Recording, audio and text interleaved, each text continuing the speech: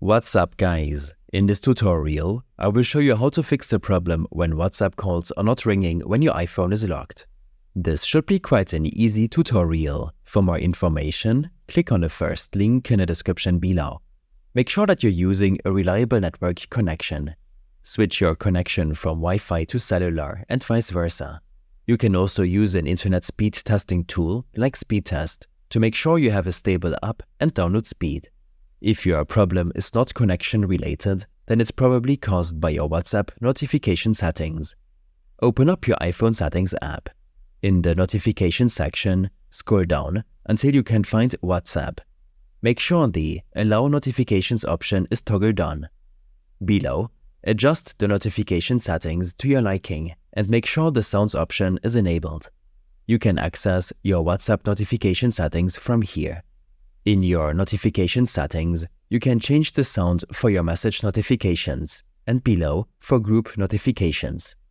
When this is done, make sure your iOS device is not muted if you want to hear a sound when someone is calling you via WhatsApp.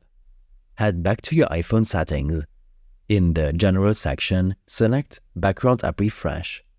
Make sure Background App Refresh is enabled on your device.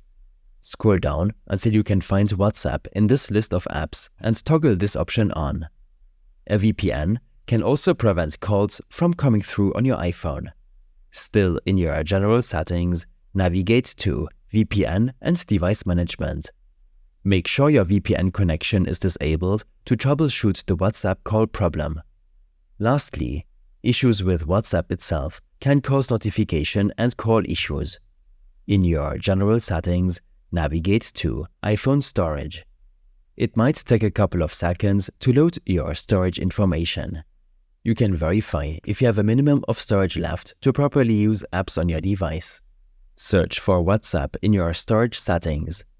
Tap on the app name and from here select Offload App.